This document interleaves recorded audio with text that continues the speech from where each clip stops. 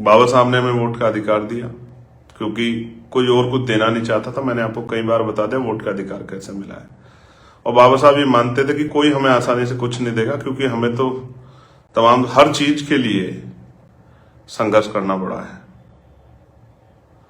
तो इसलिए उन्होंने लोकतांत्रिक व्यवस्था में वोट का अधिकार सबको दिया। कल हमारे लोग वोट के हथियार को समझ के, वोट के अधिकार को, वोट के हथियार को समझ के और अपना भाईचारा बनाएंगे जो पीड़ित लोग हैं, शोषित लोग हैं, और राजकाज में आके, और वो सिर्फ अपना भला नहीं करेंगे, अपने समाज का भला करेंगे। अंतिम व्यक्तित्व को भी पॉलिसी बना के, नीति बना के, जैसे हम लोग कल जिस तरह की हम डिमांड करें, हम एजुकेशन को बहुत आसान करेंगे हर किसी व्यक्ति के लिए। और बेरोजगारी ने कमर तोड़ दी है और दुनिया में लोगों की कमी है रोजगार के लिए। अगर ना होती तो इतने बड़े पैमाने पे वर्क फ्रॉम होम नहीं चल रहा होता। अगर हम मैन्युफैक्चरिंग सेक्टर में जाएं, जो सामान हम दुनिया से खरीदते हैं, अगर हम कोशिश करके ट्रेन करा के स्किल डेवलपमेंट करके यहीं पे बनाएं, मैं आपको लिखता हूं, हम दुनिया का सबसे बड़ा बाजार बन सकते हैं। दुनिया का सबसे बड़ा बाजार, अमेरिका हो, रूस हो, चाइना हो, जापान हो, हमारे आगे घुटने टेक देंगे। मैं आपको लिख के देता हूं, इतना बड़ा बाजार बन सकते हैं। हमारी संख्या हमारे लिए कोई समस्या नहीं है कि हमारे देश की संख्या ज्यादा, ये कोई समस्या की बात नहीं है हमारे लिए। ये तो हमारे लिए इस समय इस जिसको आप पीड़ा मान रहे, समस्या मान रहे, ये तो हमारे लिए वरदान साबित हो सकता है अगर हमारी सरकारें सोचे करेंगे। लेकिन और पक्की नौकरी अपने लोगों को देने काम करेंगे, कमजोर वर्गों के लोगों को। आप देखना कैसे बदलाव होगा। जो लोग नौकरी नहीं कर पाएंगे उनको प्राइवेट सेक्टर वहां डेवलप करके, उद्योग धंधे लगा के उस क्षेत्र को रोजगार देने का काम करेंगे। वहां के पढ़े लिखे नौजवानों के हाथ में पैसा देने का काम करेंगे। जब वो मेहनत करेंगे, काम करेंगे, उनकी जेब में पैसा आएगा, तब वो अपनी माँ को, अपनी बहन को, अपने बच्चों को, अपनी पत्नी को, अपने बेटे को, बेटी को, उनके सपने पूरे करने का काम करेंगे। जब देखना आप किस तरह से बदलेगी चीजें। और मैं नहीं कह रहा हूं कि मैं पहला आदमी ऐसा, या आजाद समाज पार्टी की पॉलिसी है, सब कर सकते थे जिनको मौका मिला, लेकिन पता नहीं उन्हें क्यों आपका दर्द महसूस ही नहीं हुआ। मुझे तो होता है।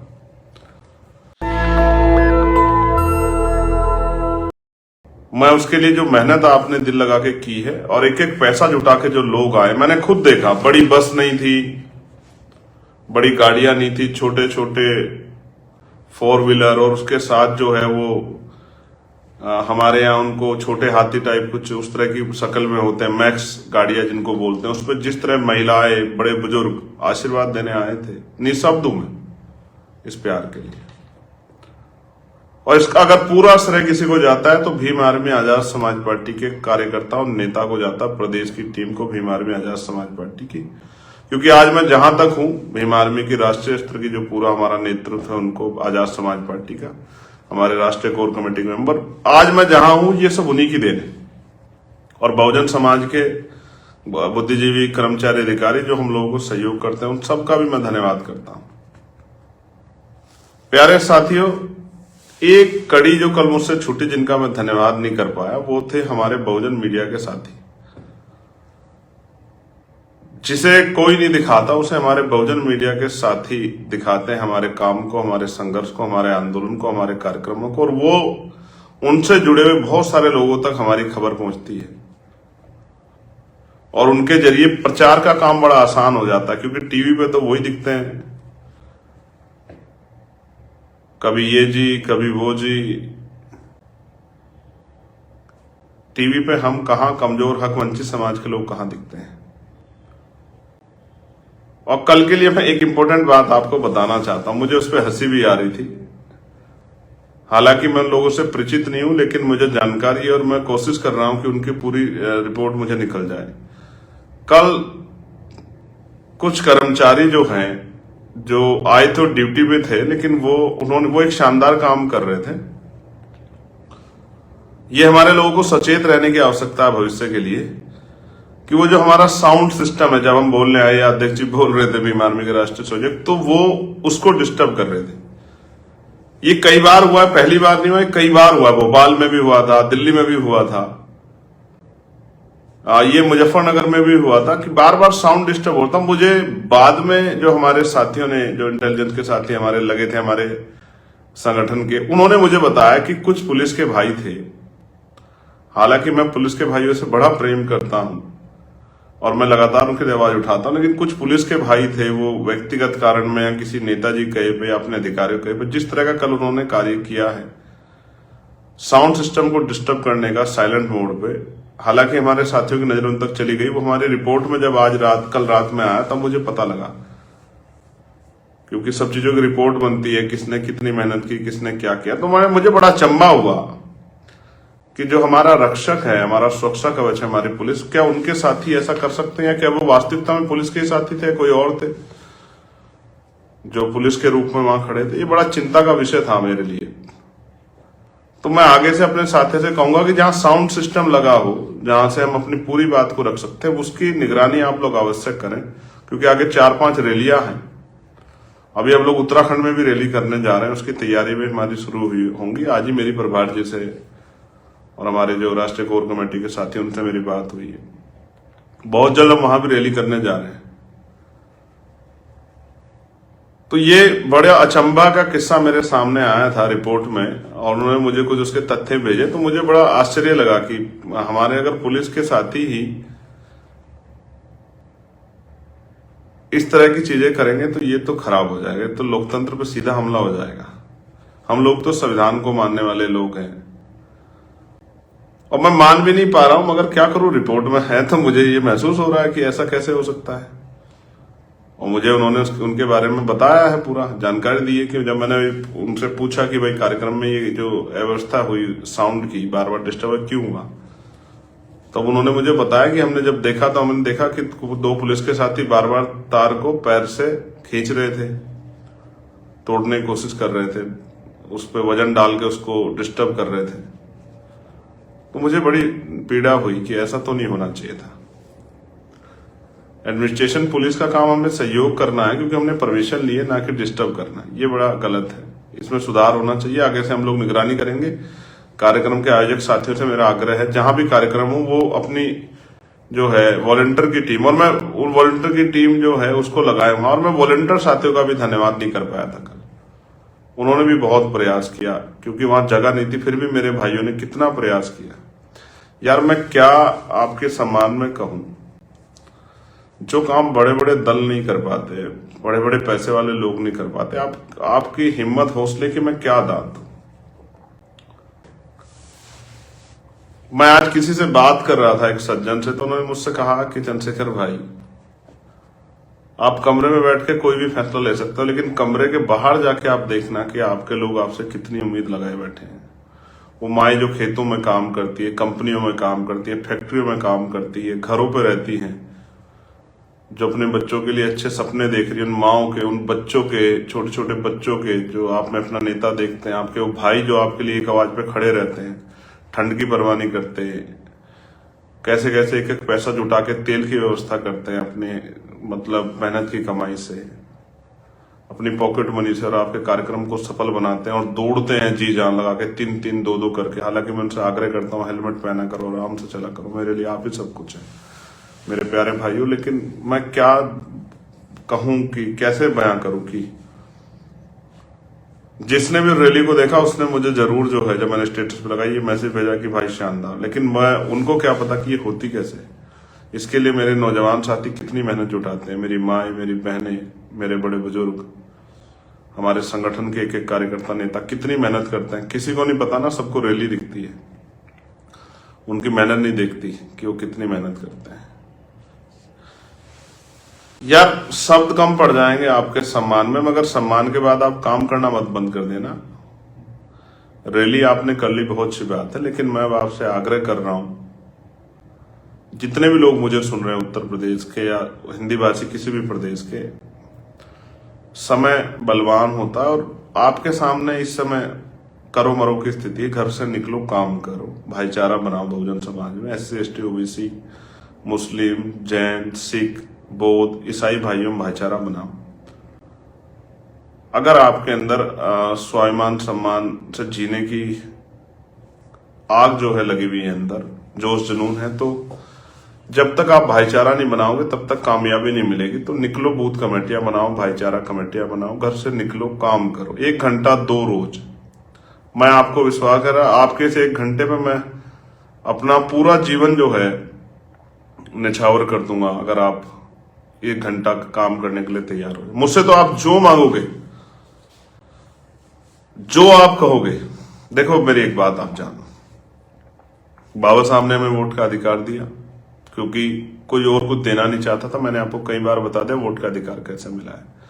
और बाबा साहब ये मानते थे कि कोई हमें आसानी से कुछ नहीं देगा, क्योंकि हमें तो तमाम हर चीज के लिए संघर्ष करना पड़ा है।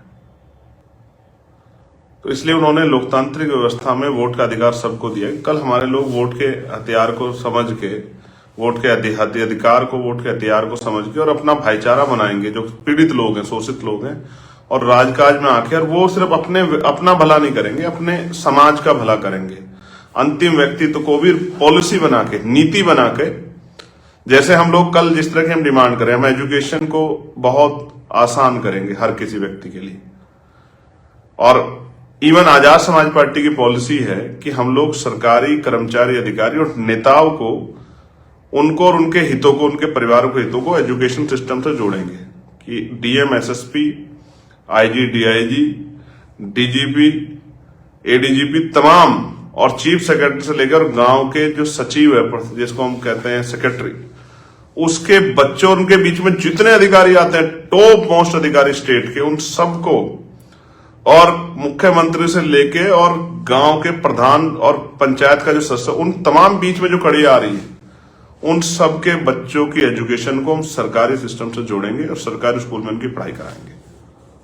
आप मेरी बात को लिख लो, नोट कर लो, मैं आपको गारंटी दे कहता हूं। ये 2000 में 2000 रुपए दे दिए, 500 रुपए का राशन दे दिया, कुछ नहीं होगा आपका। राशन तो आप खुद भी कमा के खा लोगे। मैं आपको लिख के दे रहा हूं, जब आपके बच्चों को पढ़ लिखने के बाद 50,000 रुपए का रोजगार मिलेगा, उस दिन आपको पता लगेगा कि क्या बदला है समाज में। और ये मैं किसी ऐसा नहीं कह रहा हूं, ये एजुकेशन सबके लिए होगी, क्योंकि देश में आज, मैं एक जानकारी आपको दूंगा अभी एसआईआर पे, देश में आज जो है बेरोजगारी ने कमर तोड़ दी है और दुनिया में लोगों की कमी है रोजगार के लिए। अगर ना होती तो इतने बड़े पैमाने पे वर्क फ्रॉम होम नहीं चल रहा होता। अगर हम मैन्युफैक्चरिंग सेक्टर में जाएं, जो सामान हम दुनिया से खरीदते हैं, अगर हम कोशिश करके ट्रेन करा के, स्किल डेवलपमेंट करके यहीं पे बनाएं, मैं आपको लिखता हूं, हम दुनिया का सबसे बड़ा बाजार बन सकते हैं। दुनिया का सबसे बड़ा बाजार, अमेरिका हो, रूस हो, चाइना हो, जापान हो, हमारे आगे घुटने टेक देंगे।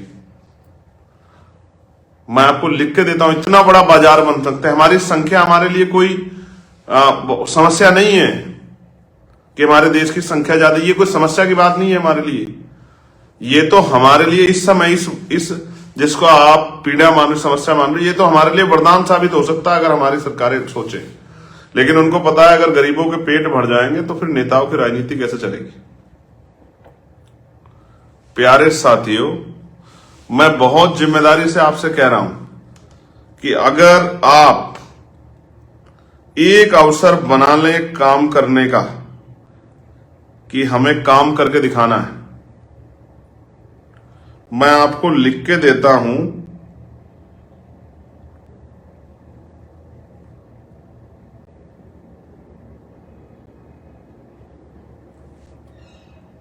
मैं आपको लिख के देता हूं कि हम देश को और तमाम नेताओं को बता सकते हैं कि कैसे काम किया जा सकता है अगर एक अवसर बन जाए। लेकिन यह अवसर तब बनेगा जब आप और मैं, देखिए, कोई भी संगठन राजनीतिक रूप से तब कामयाब हो सकता है जब बूथ पे उसका कार्यकर्ता मजबूत होगा।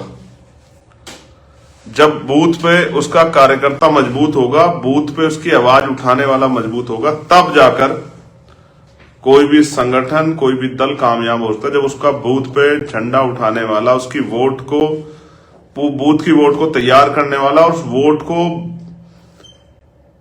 पोलिंग स्टेशन तक भेजने वाला, जब एक मजबूत कार्यकर्ता जिस जहां तैयार हो जाएगा, जिस भी पार्टी का तैयार हो जाएगा उसी को कामयाबी मिलेगी, उसको कोई कामयाब तो रोक नहीं सकता है।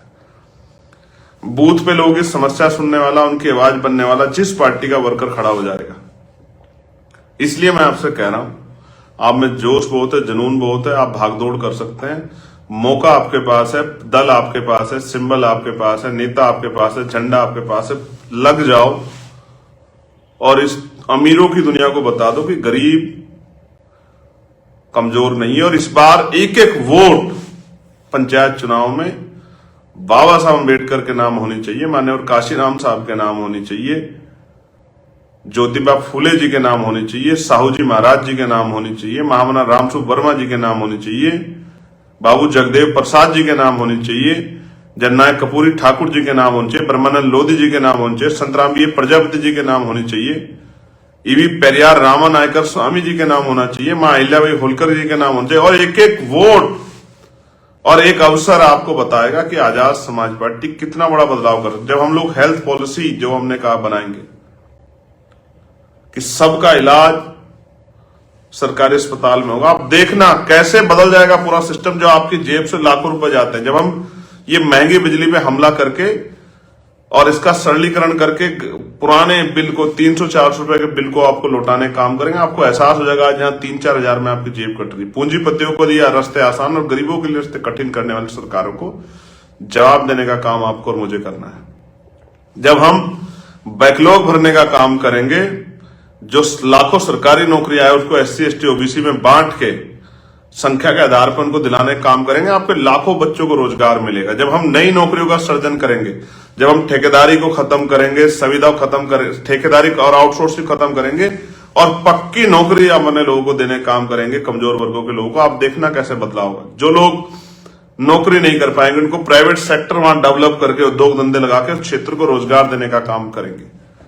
वहां के पढ़े लिखे नौजवानों के हाथ में पैसा देने का काम करेंगे। जब वो मेहनत करेंगे, काम करेंगे, उनकी जेब में पैसा आएगा, तब वो अपनी माँ को, अपनी बहन को, अपने बच्चों को, अपनी पत्नी को, अपने बेटे को, बेटी को, उनके सपने पूरे करने का काम करेंगे। जब जब जब देखना आप किस तरह से बदलेगी चीजें। और मैं नहीं कह रहा हूं कि मैं पहला आदमी हूं ऐसा, या आजाद समाज पार्टी की पॉलिसी है, सब कर सकते थे जिनको मौका मिला, लेकिन पता नहीं उन्हें क्यों आपका दर्द महसूस ही नहीं हुआ। मुझे तो होता है, मैं तो आपके बीच का हूं, मुझे आपका दर्द भी महसूस होता है और मैं ये भी समझता हूं कि आपके दर्द को कम करने का समय भी आ गया है। प्यारे साथियों, मैं फिर आपसे कह रहा हूं, रजिस्टर उठाइए, गली गांव में जाइए, एक एक घर बैठिए, अपनी बात को समझाइए, बूथ कमेटी बनाइए और अपनी ताकत बना लीजिए और लोगों के सपने पूरे करने का समय हम लोग गरीब लोग मिलकर करके दिखाएंगे। अब ऐसा यहाँ पे मैं आपको बता रहा था 2.89 करोड़ वोट कटे हैं और ऑस्ट्रेलिया जो बड़ा देश है और कई बार वर्ल्ड कप जो जीत चुका है, आपको जानकर अचरज होगा जितने वोट SIR में उत्तर प्रदेश में कटे हैं उससे कम उनकी इस देश की आबादी है। उनकी आबादी 2.70 करोड़, आई थिंक 2 करोड़ 70 लाख करीब है ऑस्ट्रेलिया की आबादी, और हमारे यहाँ SIR में 2.89 करोड़ वोट काट दिए। आपके सामने तो और चैलेंज है। आपके वोट को इसलिए काट दिया गया है कि आपके वोट जो सरकार को नहीं मिलते, उन वोटों को काट कर नुकसान किया, इसलिए आपके सामने तो और बड़ा चैलेंज है। जब तक अगर आप जुड़ोगे नहीं तब तक तो आप कामयाब हो ही नहीं सकते हैं। अगर दलित, पिछड़ों, आदिवासियों, मुसलमानों में भाईचारा नहीं बनेगा, कमजोर वर्गों में भाईचारा नहीं बनेगा SC ST OBC में, तो कामयाब ही नहीं हो सकते।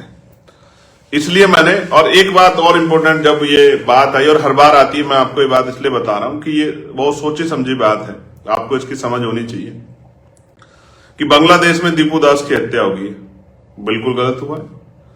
दीपू दास के हत्यारों को फांसी की सजा मिलनी चाहिए, मैं डिमांड करता हूं, और फांसी भी इस तरह से दी जाए कि उनको पूरे बाकी सब लोगों को भी वो लगे। लेकिन सवाल यही है, इस पे चुप्पी, मुझे इस पे हमसे जवाब पूछने या देश के नागरिकों जवाब पूछने के बजाय आप लोग प्रधानमंत्री जी से क्यों नहीं जवाब मांगते? प्रधानमंत्री जी को जवाब देना चाहिए जब वो शेख हसीना जी को यहां जो है शरण देते हैं और वहां जो है दलितों को मारा जा रहा है या हिंदुओं को मारा जा रहा है, तो कर क्या रहे हैं प्रधानमंत्री जी? क्या है उनकी फॉरेन पॉलिसी? जिससे जवाब मांगना चाहिए उनके नाम पे चुप हो जाते हो। सरकार से जवाब मांगो, केंद्र सरकार से। अगर केंद्र सरकार जो है दूसरे देशों में रहने वाले अल्पसंख्यकों की, जैसे यहां अन्य, जैसे यहां सिख अल्पसंख्यक है, जैन है, बौद्ध है, ईसाई अल्पसंख्यक है, तो वहां हिंदू अल्पसंख्यक है, दलित अल्पसंख्यक है, तो उनकी सुरक्षा के लिए क्या पॉलिसी है आपके पास? कैसे संबंध है आपके पड़ोसी देशों से? इसका जवाब सरकार को देना चाहिए कि आपकी फॉरेन पॉलिसी जो है वो फेल है क्या? लेकिन मेरा सवाल ये है, मैं आपके सामने भी रख रहा हूं, ये बड़े चालाक लोग हैं। देश में, भारत में एनसीआरबी का डाटा कहता है कि लाखों महिलाओं के साथ रेप हत्याएं होती हैं। तो ये जो महिलाएं हैं, ये जो जिनके साथ हिंसा होती है, पुरुष हैं, बच्चे हैं, बच्चियां हैं, इनके लिए आपका कलेजा क्यों नहीं छलनी होता? क्योंकि आप जानते हैं ये सारी 99% घटनाएं एससी, एसटी, ओबीसी और माइनॉरिटी के परिवारों के साथ होती है। इस पे आपका कलेजा कभी छलनी क्यों नहीं होता? इस पे आपके मुंह से आवाज क्यों नहीं निकलती? मैं पूछना चाहता हूं, इंद्र मेघवाल की हत्या पे कितने लोग थे जो आंदोलन कर रहे थे? एक बच्चे को जहां मटकी छूने पे मार दिया गया था, क्यों किसी के आंसू नहीं निकले? क्यों किसी का सीना छलनी नहीं हुआ? क्यों भीम आर्मी अकेला संगठन खड़ा था वहां लड़ने के लिए? क्यों वो दलित नहीं था? वो इस देश का बेटा नहीं था? वो किसी की मां की कोख से उसने जन्म नहीं लिया था? लेकिन यहां तुम्हारी चुप्पी क्यों हो जाती है? जब इंद्र मेघवाल को सिर्फ इसलिए मार दिया गया मूछे रखने पे, जिस घर गया था मैं उन बच्चों की शादी में, तब कोई दूसरा संगठन, हिंदू संगठन क्यों नहीं खड़ा था इस देश में उनकी आवाज बनने के लिए? जब वहां कुशवाहा जी को, पिछड़े समाज के मेरे भाई को थूक चटवाया गया था, जब चोटी काट दी गई थी एटा इटावा में व्यास पीठ पे बैठ के कथा, तब आपका खून क्यों नहीं खोला? जो लोग आज चिंगाड़ मार रहे हैं, आंदोलन कर रहे हैं, सड़कों पर निकल रहे हैं, क्योंकि आपका राजनीतिक एजेंडा फिट नहीं बैठता है। तब आप चुप हो गए थे, तब आपकी जीभ को लकवा मार गया था, तब आप आंदोलन करते। जब कौशाम्बी में पाल समाज की बच्ची का रेप करके उसको जो है, उसके साथ उसके परिवार को जो है अपमान का सामना करना, तब आपका खून क्यों नहीं खोला? तब इस देश में मोमबत्तियां क्यों नहीं जली? जब एक नाबालिग के साथ इतनी बड़ी घटना हुई थी, जब हाथरस की बेटी के साथ अन्याय हुआ था और उसकी कोर्ट का फैसला था, तब तुम्हारी जो है कलमें क्यों सूख गई थी? आज भी उसका परिवार डर के साए में रहता है। मुख्यमंत्री जो वादा किया था नौकरी देंगे, घर देंगे, क्यों नहीं दिया? तब आपकी कलम क्यों सूख जाती है? तब आपके चैनल क्यों मौन हो जाते हैं? इसलिए मैं आपसे कह रहा हूं कि हमारे लोगों को समझना पड़ेगा। असल में जो आपकी आवाज उठाने की बात कर रहे हैं, असल में जो आपके हमदर्द बन रहे हैं, ये राजनीतिक हमदर्द हैं आपके।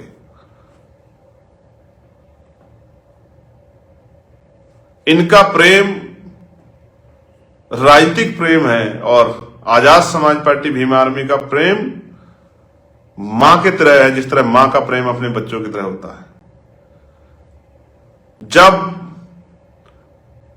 76 गुर्जर समाज के लोगों को राजस्थान में भून दिया जाता है गोलियों से, तब क्यों नहीं जो है वो आपको भाई नहीं दिखते हैं क्या? जब सैकड़ों लोगों पे मुकदमे लगा के ग्वालियर में जेल भेज दिया जाता है, तब आपका खून क्यों नहीं खोलता? तब आपको भाईचारा क्यों नहीं दिखता? मैं फिर आपसे कह रहा हूं, हम तो कोशिश करते हैं कि हम तो हिंसा के खिलाफ लोग हैं, संविधान के रास्ते से काम करने वाले होते हैं, कानूनी कार्रवाई पे भरोसा रखते हैं। लेकिन मैं आपको सच बताना चाहता हूं, आपको समझना पड़ेगा। आप जब भी आप अपने हक की बात करने के लिए संघर्ष करने जाओगे, तो आपकी आंखों पे पर्दा डालने के लिए इस तरह के तमाम षड्यंत्र किए जाएंगे। आपको समझना पड़ेगा, लड़ाई बड़ी गंभीर है, और जिन लोगों से संघर्ष जारी है वो इतनी आसानी से राजकाज नहीं छोड़ने वाले। आप ही के यहां जिन महापुरुषों को, जिनमें बाबा साहब अम्बेडकर भी हैं, उनको माथा टेकने काम देश की सरकार, प्रधानमंत्री जी, गृह मंत्री जी करते हैं। उन्हीं बाबा साहब का पुतला जो है जलाने का काम गया था, और जब पकड़े जाते हैं तो कहने लगते हैं हम चंद्रशेखर का पुतला जला रहे थे। जला दो चंद्रशेखर का पुतला, कौन मना कर रहा है? आप राजनीतिक विरोध में जला दो, लेकिन अगर आप महापुरुषों का अपमान करोगे तो ये तो हम लोग बर्दाश्त नहीं करेंगे। इसलिए मैं आपसे कहना चाहता हूं, आपको समझना पड़ेगा, आपको जानना पड़ेगा कि सिर्फ माता मूर्ति पे माला लगाने वाले, उनके विरोधों, उनके विचारों को के ताला लगाने वाले लोग आपके हितैषी नहीं हो सकते। इस देश में कौन था जो इस देश में कौन है जो रोज आरक्षण के लिए, आरक्षण को खत्म करने के लिए आंदोलन कर रहा है? इस देश में कौन है वो भाईचारे की बात करने वाले? वो लोग, इनके चेहरे बेनकाब होने चाहिए जो SC/ST एक्ट को कमजोर करने के लिए रोज मांग करते हैं। कौन है वो लोग जो मांग करते हैं कि ये जो है आरक्षण खत्म हो जाना चाहिए? आप समझिए कि रोज आपके अधिकारों के खिलाफ भारत में आंदोलन करने, अब तो इस पे भी पहरे लग रहे हैं, बार बार रिकनेक्टिंग कुछ भी करिए, बोलेंगे तो है ही, गूंगे थोड़ा ही जो नहीं बोलेंगे अपने लोगों के अधिकारों के लिए बोलेंगे, उनको जागरूक करेंगे। मैं आपसे अपील करूंगा अपनी बात को खत्म करते हुए, हमें सभी धर्मों का सम्मान करना, क्योंकि संविधान इसकी बात करता है। लेकिन अंधविश्वास पाखंडवाद के हम लोग विरोध में, अंधविश्वास पाखंडवाद को हम लोग स्वीकार नहीं करेंगे, वैज्ञानिक दृष्टिकोण को आगे बढ़ाएंगे। आप भारत में धार्मिक आजादी, आर्टिकल 25-26 आपको धार्मिक आजादी देता है। आप किसी धर्म को मानिए, आप हिंदू धर्म को मानिए, आप सिख धर्म को मानिए, आप जैन धर्म को मानिए, आप बौद्ध धर्म को मानिए, आप क्रिश्चियन धर्म,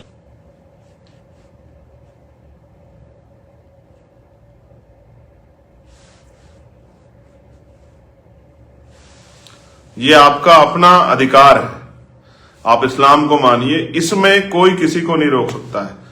मैं सभी से कहूंगा कि हमें सबकी आस्थाओं का सम्मान करते हुए आगे बढ़ना, क्योंकि संविधान ने जो संविधान हम बाबा साहब ने बनाया, उसी में आर्टिकल 25-26 में बाबा साहब ने इस बात को घोषित किया है कि धार्मिक आजादी व्यक्तिगत विषय है, इस पर कोई टिप्पणी नहीं कर सकता है। लेकिन जो लोग हमारे अधिकारों के प्रति इस तरह के कार्य कर रहे हैं, घृणित कार्य कर रहे हैं, आंदोलन कर रहे हैं, उनके खिलाफ मोर्चा ले रहे हैं, और जो लोग हमारे महापुरुषों का अपमान कर रहे हैं, जल्द हम जो लोग हैं भीम आर्मी संगठन के माध्यम से गांव गांव ये बात अपील करके चलाएंगे कि जो भी संगठन जिस जाति के लोग जुड़े होंगे और वो हमारे महापुरुषों का अगर अपमान करने का काम करेंगे, तो उस पूरे समाज का राजनीतिक बहिष्कार हमारे लोगों को करना चाहिए। इसके लिए भी हम मुहिम चलाने का काम करेंगे कि हमारी वोटों से नेता बन के लोग और हमारे ही जिनको हम जो हैं भगवान की तरह ही मानते हैं महापुरुषों को, उनका अपमान करने का काम करेंगे, तो ये हम लोग किसी कीमत पर स्वीकार नहीं करेंगे। इसके खिलाफ भी जल्द भीम आर्मी की राष्ट्रीय कोर कमेटी की मीटिंग बुला के और हम लोग मीटिंग करके जो है गांव गांव तक अपने संगठन की शक्ति को आप समझते हैं कि भीम आर्मी गांव गांव में, ये हम लोग घर घर तक बात पहुंचाएंगे कि जो भी संगठन महापुरुषों के अपमान करने का काम कर रहे हैं, वो जिस जाति समुदाय जुड़े लोग हैं, वो चाहे वो सामान्य जाति के या किसी और धर्म, किसी और जाति के, उनके खिलाफ जो है स्पेशली उन्हीं को और उनको सपोर्ट करने वाले लोगों के खिलाफ टारगेट करके हम लोग जो है आंदोलन चलाएंगे कि उनको जो है उनको राजनीतिक रूप से किसी कीमत पे कामयाब ना होने दिया। उनको एहसास होना चाहिए कि कमजोर वर्गों के महापुरुषों का अपमान करके आप राजनीतिक रूप से कामयाब नहीं हो सकते। इस बात का भी हम लोग आंदोलन अब चलाएंगे, इस बात का भी मैं घोषणा आज कर रहा हूं। तो प्यारे साथियों, मैं पुनः आप सबका धन्यवाद करता हूं, और उत्तर प्रदेश में जहां जहां कार्यक्रम में मैं आपसे सब साथियों से कहूंगा कि तन मन धन से जुट के उन कार्यक्रम को सफल बनाएं और मेहनत करें, क्योंकि जिस तरह की मेहनत हुई है गांव गांव जाके वहां हरदोई में, उसी तरह की मेहनत अगर आप लोग अपने यहाँ करेंगे तो आपके यहाँ भी कार्यक्रम ऐतिहासिक होगा। और उस कार्यक्रम की धन्यवाद के लिए मैं इस तरह से लाइव आके आपको धन्यवाद दूंगा। आपने मुझे सुना, बड़ी संख्या में आप जुड़े, और प्रचार का काम भी किया कीजिए। जो सोशल जो अकाउंट्स हैं हमारे, जैसे मैं इस पे लाइव आता हूँ, चंद्रशेखर आईडी जो है, इस पे जो इस तरह के जो पार्टी कार्यक्रम पोस्ट वगैरह डलते हैं, उनको प्रचार करने का काम जो है आप लोग जरूर किया कीजिए, क्योंकि आप ही हमारा मीडिया है, पुनः आप ही हमारी शक्ति है। आप हम पे ओवरऑल तो मीडिया तो नहीं है पैसे वाला। पुनः मैं आप सबका धन्यवाद करता हूं, और कल के कार्यक्रम के लिए बधाई। साथ साथ भविष्य कार्यक्रम की तैयारी मजबूत कीजिए, और बहुजन मीडिया के साथियों का बहुत बहुत धन्यवाद मेरे भाई। नेशनल दस्तक की आपसे गुजारिश है कि अगर इसको बचाना चाहते हैं तो नेशनल दस्तक को सब्सक्राइब करने के लिए रेड कलर के सब्सक्राइब बटन को दबाएं, फिर बेल आइकन की घंटी दबाएं। नेशनल दस्तक को बचाने के लिए बहुत जरूरी है कि हर खबर को शेयर करें, लाइक करें, कमेंट जरूर करें।